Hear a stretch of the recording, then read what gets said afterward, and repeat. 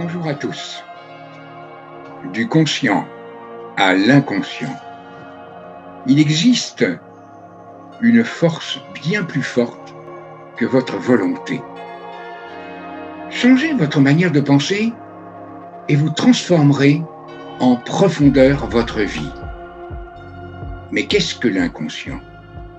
Que ce soit à propos de la conscience ou de l'inconscient, il y a autant de définitions, de représentations symboliques qu'il y a d'auteurs, de courants de pensée et même de croyances.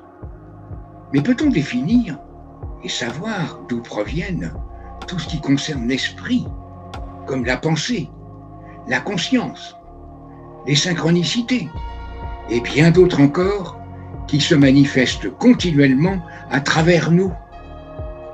En effet, aujourd'hui, tout le monde parle de l'inconscient. Ainsi, on entend parler de l'inconscient collectif, de synchronicité, des termes empruntés au célèbre psychiatre des profondeurs qu'était Carl Gustav Jung. Mais à ce jour, personne, et je dis bien personne, ne nous dit vraiment ce qu'est l'inconscient. Et si l'inconscient était une porte qui s'ouvrait de l'intérieur de la conscience?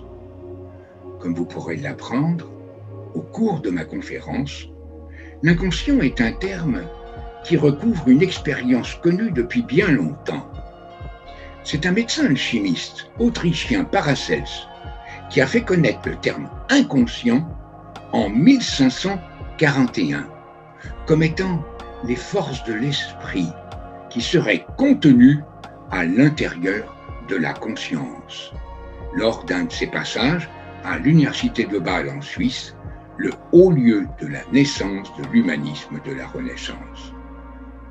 Pour le philosophe de l'esprit qu'était Henri Bergson, une des principales sources d'inspiration de Jung, la conscience est une force dynamique, personnelle de la vie psychique, qui, en s'orientant vers le monde intérieur, je dis bien le monde intérieur, devient l'inconscient.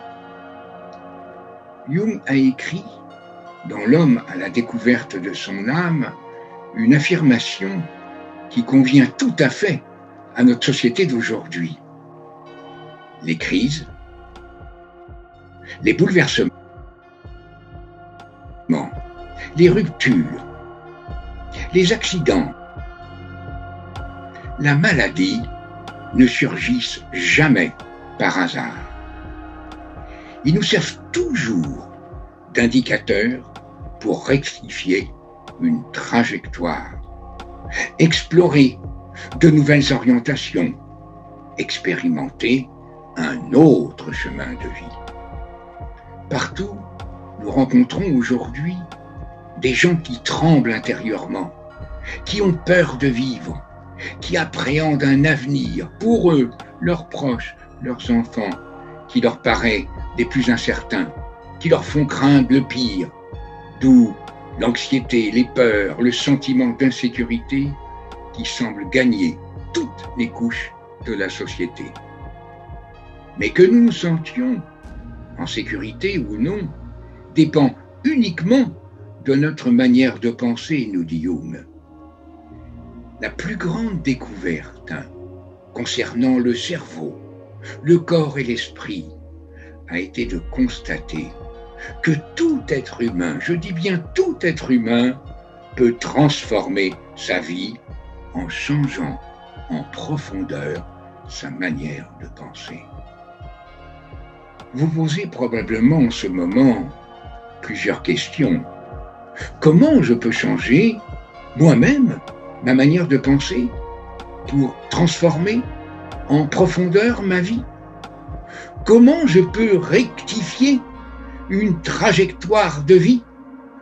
Comment je peux trouver le vrai sens à ma vie?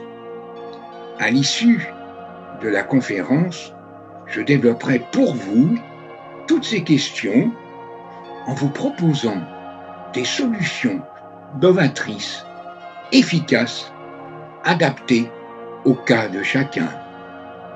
Je vous souhaite une très belle conférence. Je vous dis à très bientôt. Au revoir.